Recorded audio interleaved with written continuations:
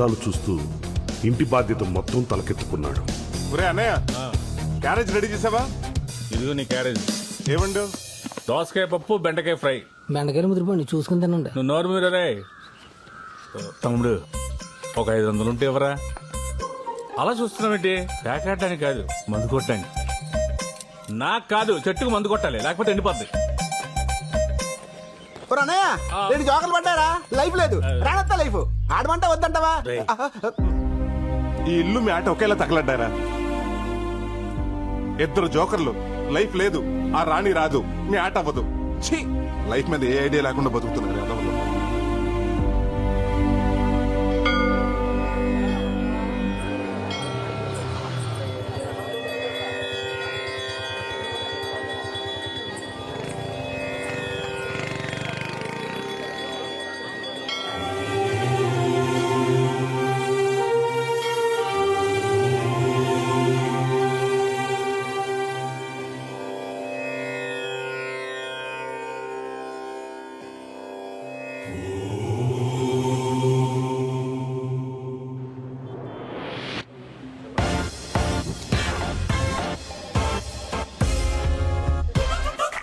కొత్త లోన్లు తీసుకునే వాళ్ళే కానీ పాత లోన్లు కట్టేవాళ్ళు ఒక్కడు కూడా కనపట్లేదు. హెడ్ ఆఫీస్ కి సమాధానం చెప్పలేక నా హెడ్ హీట్ ఎక్కిపోయి ఏడుస్తున్నాను. ఏడుస్తావురా? నీ బతుకు అంతే, జీవితాంతం నువ్వు ఇలా ఏడుస్తూనే ఉండాలి. మిమ్మల్ని కాదులేండి, మీరు కానివ్వండి. సరే, ఇదిగో న్యాయం తర్వాత తిరిగి కానీ ముందు కస్టమర్ల సంగతి చూడవమ్మా. చెప్పండి సార్, మీకు ఏ విధంగా సహాయపడగలను? నా అకౌంట్ లో డబ్బులు కావాలండి. దొబ్బుదు గనరా. నీ అమ్మ ముగుడు సొమ్ముందని ఇక్కడ ఎంత నగదాశిస్తున్నారు? ఓ 5,000 ఇవ్వండి. పెళ్ళాం కష్టపడి పని చేస్తుంటే వేలకు వేలు తీసుకెళ్లి ఆ పేకాట్లో తగిలేస్తారు. పేకాట? నేనా? మిమ్మల్ని కదలండి, ఫోన్లో అలా అయింది.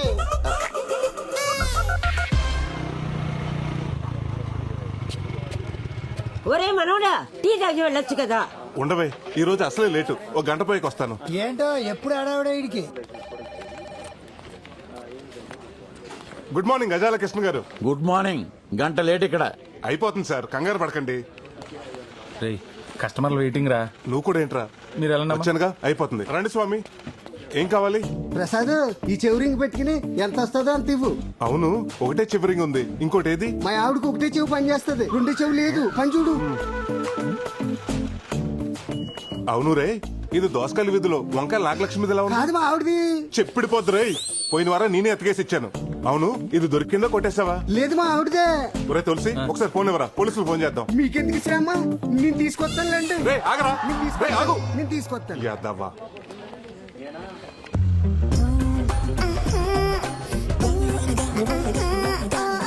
మేనేజర్ గారు, సోర్ణ వస్తుందండి. తెలుస్తుందిలేరా, అది వస్తుంటే నా గుండు చప్పుడు దరివేస్తున్నట్టుంటుంది. ఏంటండి గజాల గారు, ఈ మధ్య ఫిజియోథెరపీకి రావడమే మానేశారు? నొప్పులు ఇప్పుడే కదా స్టార్ట్ అయ్యాయి, రేపు వస్తాలే. రే, మళ్ళీ మొదలైందిరా బాబు. నువ్వేంటి ఇలా వచ్చావు? మీకు చెప్పాను కదా ఫంక్షన్ కి వెళ్ళాలని. గుర్తొచ్చింది. దా, తాళం తీసుకురా, డోర్ తీద్దు గాని. సార్, ఇది లలిత జ్యువెలరీ షాప్ అనుకున్నారా, లాకర్ రూమ్ అనుకున్నారా? ప్రతి ఫంక్షన్ కి ఆవిడ వేసుకెళ్తాం, మీరు ఇచ్చి పంపటం. రేపు ఎవరిని ఇన్స్పెక్షన్ కి వస్తే ఎవరు సార్ రెస్పాన్సిబిలిటీ? అదేమన్నా నగలు తీసుకుని పారిపోతుందా? పక్క ఊరు పెళ్లికే కదా వెళ్తుంది. ఓ మిస్ కలిస్తే అరగంటలో బ్యాంకులో ఉంటుంది. మిస్డ్ కాల్ తర్వాత మిస్ అయితేనే ప్రాబ్లం. నేను చూసుకుంటా కదా.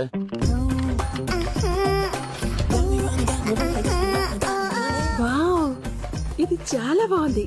వేసుకుని ఫంక్షన్ కి వెళ్ళొస్తానే. నీ కోసం ఎదురు చూస్తూ ఉంటానే. బాయ్. ఏంట్రా బాబు, ఎక్కడ చోట్లేదు, ఎక్కడేట దుకాణం? ఊర్లో ఎక్కడ ఆడినా పోలీసులు పట్టేస్తున్నారు. ఎక్కడైతే సేఫ్టీగా ఉంటుందని ఇక్కడ పెట్టా. కరెక్ట్ చెప్పారా పెద్దోడా. ఇక్కడ పోయిన వాళ్ళతో డిస్టర్బెన్స్ ఉండదు, ఉన్న వాళ్ళతో కాంటాక్ట్ ఉండదు. 13 మొక్కలు ఉన్నాయి, కలుపు. రే, మా ఆవిడ ఫోను. హలో బంగారం. ఎక్కడ చచ్చావు? గుడ్లో. గుళ్ళోనా? అయితే ఒకసారి గంట కొట్టు. ఏంటి, గంట కొట్టాలా?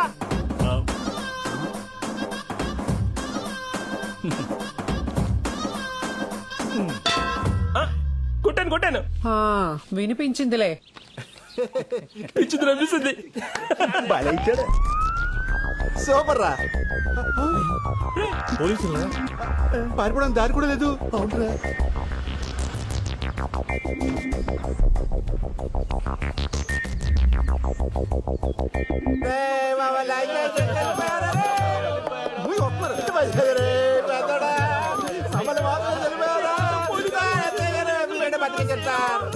రేయ్ ఏమైందిరా?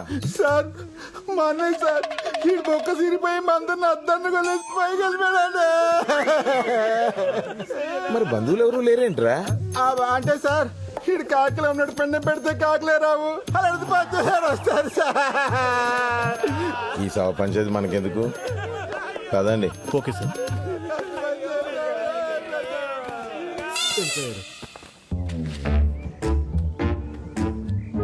ఓం నమ శివాయ 26/7/19 అంటే ఈరోజేగా. పి రాజేష్ 118. కన్నబాబు 87. సీనుగాడు 187. వీడికి డ్రాప్ ఛాన్స్ కూడా లేదు, అందుకే మిడిల్ డ్రాప్ అయ్యి లోపల దూరినట్టున్నా నా కొడుకు.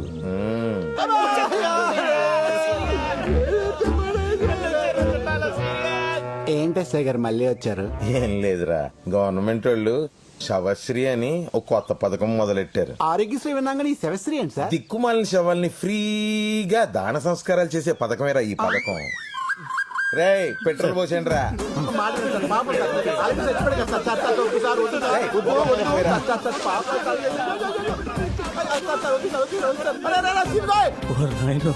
వద్దు సార్ వద్దు సార్.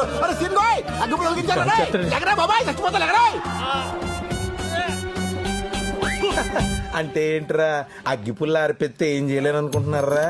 రేయ్ స్టిక్కులు తీయండి రా. అబ్బా నోట్లో గుడ్డ బానే మెయింటైన్ చేస్తున్నాడు రా. బిడ్డ దెబ్బకి రెడీ అయిపోయాడు. లుంగిలు పైకి ఎత్తండి రా. అది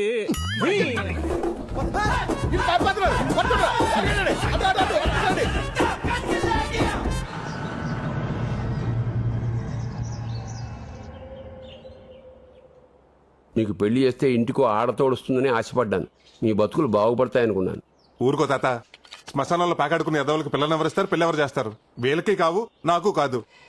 ఇక నా వల్ల కాదు, నా దారి నేను చూసుకుంటాను. మీకు ఎప్పుడో చెప్పాను, మీరు ఇంటే కదా. ఎప్పుడో అన్నలకు పెళ్లి చేయాలని ఆరాటం తప్ప. నువ్వు అది మూసుకుని గొట్టవద్దు. వీటికి ఏం తక్కువ లేదు. వీళ్ళకి పెళ్లిలా చేసుకోండి. ఇలాంటి వాళ్ళని పెళ్లి చేసుకుని నేను అనుభవిస్తున్నాను, ఇంకా వచ్చిన వాళ్ళు కూడా అనుభవించాలా? మనల్ని తిట్టా 4 గంటలు వచ్చిందిరా. పద బయలుదేరు. ఏంటి సత్యవతి ఇలా వచ్చావు? ఏం లేదు ప్రసాద్, ఇది 20 కాసులు పాత బంగారం మా ఆయనకు తెలియకుండా దాచిపెట్టాను. ఓహో, దీంట్లో ఖజానా యాడ్లో కాజల్ వేసుకున్న లాంగ్ చైన్, కళ్యాణ్ జ్యువెలర్స్ లో అది మన ఐశ్వర్యరాయ్ వేసుకున్న నల్ల పూసల అర్థమైంది అర్థమైంది. ఈ ఊర్లో నిన్ను హీరోయిన్ గా చేయాలి అంతేగా? సరే గాని నగలు దీపావళికి ఇచ్చేస్తావా? దీపావళి దాకెందుకు, దసరాకి ఇచ్చేస్తాను. మన చేతుల పనేగా. ఆ చేతి పని చూసే సంబంధాలు తెగొచ్చేస్తున్నాయి. నమస్కారం అండి. నమస్కారం. ఇది ఏ ప్రసాద్ ఇలా రావయ్యా. నేనుంటానే. ఏ ప్రసాద్, అత్తిలో కత్తిలాంటి సంబంధం ఉందా? నువ్వు కనుక ఓకే అన్నావు అనుకో, ఆదివారం పెళ్లి, సోమవారం షో. ఇవి కాదండి బాబు, శోభనం. శనివారం మా అన్నయ్యని చేస్తానంటే చెప్పండి, ఆదివారం నేను పెళ్లి చేసుకుంటాను. దానికంటే సంబంధాలు చూడటం మానేమనమయ్యా. మానేస్తాను, మిడిల్ డ్రాపింగ్ అయిపోతానండి. అదేంటి పంతులు గారు అంత మాట అనేశారు? లేకపోతే ఏంటండి, ఈ అన్నల ఆటల గురించి 35 కిలోమీటర్ల రేడియస్ లో ఎవరికి తెలీదు? అది కాదండి, 1000 అబద్ధాలు ఆడైనా ఒక పెళ్లి చేయమన్నారు కదా. ఆ 1000 ఇప్పుడు పోయి ఇప్పుడు 10,000 అబద్ధాలు ఆడాల్సి వస్తుంది. అర్థమైంది. ఆ 10,000 ఏదో నేను నేర్చుకుంటాను. అయ్యా ఇప్పుడుకిప్పుడంటే మనం ఏం చెప్పినా వినడానికి తువ్వాళ్ళు ఒకడే ఒకడు ఉన్నాడండి. మా అమ్మాయిని చెప్పడం కాదు కానండి, రాని పనంటూ ఏం లేదండి. వంటలు, ముగ్గులు, అల్లికలు, కుట్లు, పిడకలు, టోటల్ గా అన్ని పనులు వచ్చండి. మా సీనియర్ ఏమన్నా తక్కువ తిన్నారు అనుకుంటారేంటండి? జానబొట్లు, మొద్దు చెట్లు, లోన బయట, black jack, king nine, blind, మధ్య మొక్క, గుండాట. 3 మొక్కలు అయ్యి బాబు మర్చిపోయానండి బాబు. ఇవన్నీ ఏంటండి? అదే రైస్ బిజినెస్ లో ట్రేడింగ్ కోడ్స్ అండి. ఆహా, అబ్బా అవి తీసి పడేవే. అవి లేకపోతే నేను చూడలేను కదా. అంటే నిన్ను చూడలేం. మరి అబ్బాయి నచ్చకపోతే? కాపురం చేసేటప్పుడు కాసేపు పక్కన పెట్టొచ్చులే.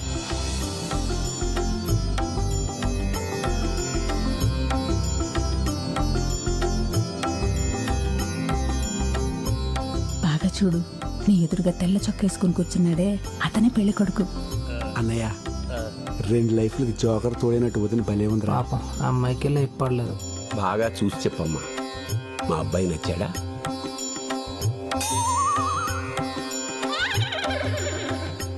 ఆయనకేంటండి తెల్లగా బానే ఉన్నారు. తెలుపా పాండ్స్ తాత నాకు ఆ అమ్మాయి బాగా నచ్చేసింది. సంతోషం. మీ అమ్మాయి మా అందరికి బాగా నచ్చిందండి. చాలా సంతోషం అండి.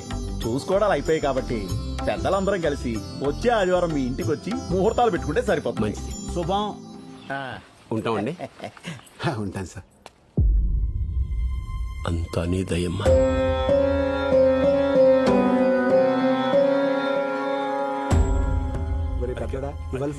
ఏరా అన్నయ్య రావడం కుదరదన్నా బానే వచ్చేసావే. ఆఖరి నిమిషంలో పని క్యాన్సిల్ అయిందమ్మా, అందుకే వచ్చాను. మా అన్నయ్య గారండి.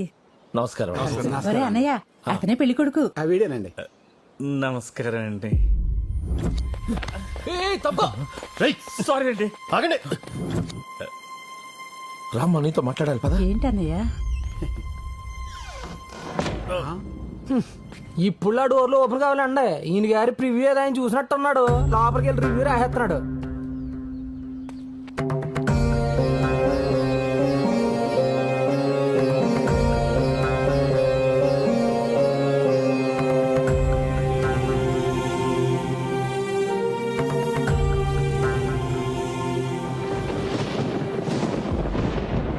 ఎందుకు రమ్మన్నారా?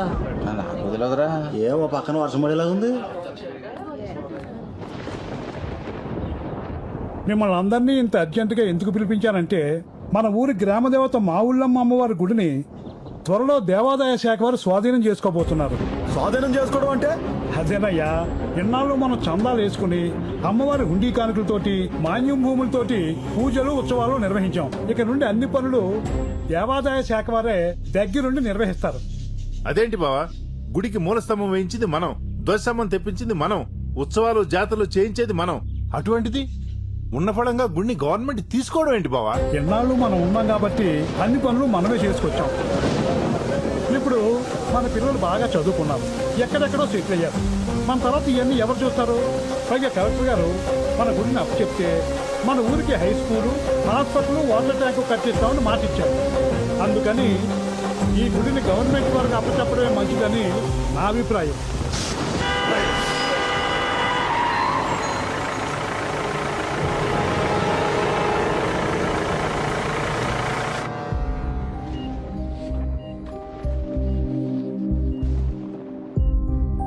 ఫస్ట్ టైం స్ట్రోక్ కదా, ప్రాబ్లం ఏమీ లేదు. కానీ నెక్స్ట్ టైం రాకుండా చూసుకోవాలి. ఎక్కువ ఆందోళన పడుతున్నట్టున్నారు. 2 రోజులు డిశ్చార్జ్ చేస్తాను, ఇంటికి వెళ్ళిపోవచ్చు.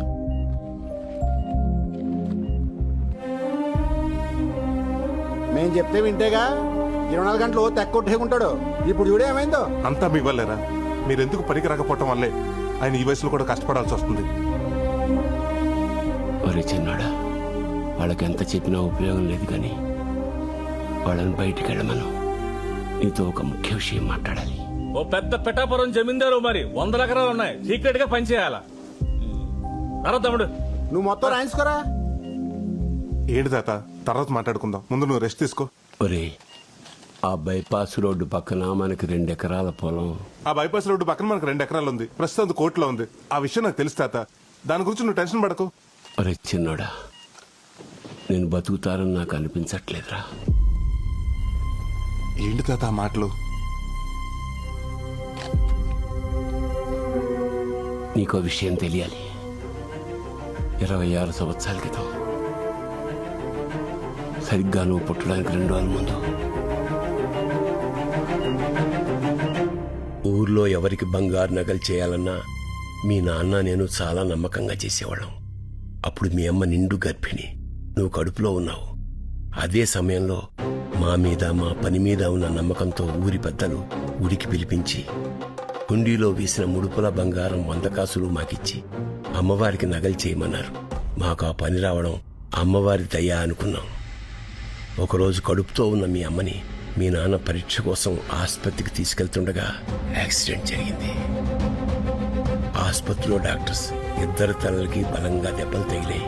ఇక్కడైతే బతికించడం కష్టం, త్వరగా హైదరాబాద్ తీసుకెళ్లాడని చెప్పడంతో వెంటనే నేను వెనక ముందు ఆలోచించకుండా హైదరాబాద్ పెద్ద ఆసుపత్రికి తీసుకెళ్లాను. అక్కడ డాక్టర్స్ ఇద్దరికి వైద్యం చేయాలంటే చాలా ఖర్చు అవుతుంది, అంత భరించగలవా అని అడిగారు. మీ అమ్మా నాన్నని ఎలా అయినా బతికించుకోవాలనే తపన, కానీ చేతిలో చిల్లిగా అవ్వలేదు, ఎక్కడా డబ్బు పుట్టలేదు. ఇంకా చేసేది లేక అంతా అమ్మవారి మీదే భారం వేసి ఊరు జనం ఇచ్చిన అమ్మవారి ముడుపుల బంగారాన్ని అమ్మేసి ఆ డబ్బు ఆసుపత్రిలో కట్టాను. అక్కడ డాక్టర్స్ చాలా ప్రయత్నించారు, కానీ మీ అమ్మ నాన్న నాకు దక్కలేదు. ఆపరేషన్ చేసి నిన్ను మాత్రం బతికించి నా చేతిలో పెట్టాను. మీ అన్నల్ని నిన్ను తీసుకుని ఊరొచ్చాను. మీ పెంపకం భారం అంతా నా మీద పడింది. నేను భయపడుతున్నట్టే ఓ రోజు ఊరి జనం అమ్మవారి నగలు అడగడానికి వచ్చారు. వాళ్ళకి ఏం చెప్పాలో అర్థం కాలేదు. చెప్తే పరువు పోతుందని భావించి మనసులోనే అమ్మవారికి క్షమాపణలు చెప్పుకుని గిల్టు నగలు చేశాను. భయపడుతూనే ఆ గిల్టు నగలు తీసుకుని గుడికి బయలుదేరాను. నేను చేసిన చాలా పెద్ద తప్పని తెలిసినా వేరే మార్గం లేక నగలు ఊరి పెద్దలకు అప్పగించాను. అవి నిజమైన నగలు అనుకుని ఊరి జనం నా పనితనాన్ని మెచ్చుకుని అమ్మవారికి అలంకరించారు. నాకిప్పటికీ గుర్తే, గిల్టు నగలు ధరిస్తుంటే అమ్మవారికి ఉగ్ర రూపం చూసి నేను తట్టుకోలేకపోయాను.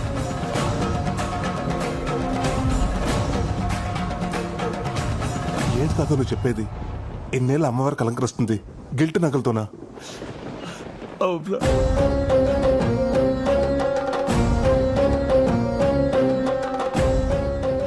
ఆనాడు వేసిన వెనకడుగు 26 ఏళ్లుగా మళ్ళీ ఆ గుళ్ళో అడుగు పెట్టలేదు.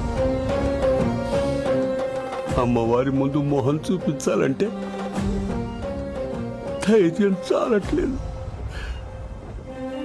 ఎలాగైనా అమ్మవారికి మళ్ళీ నగలు చేయిద్దామని నా శక్తి మేరకు 20 తులాల బంగారాన్ని పోగు చేశాను.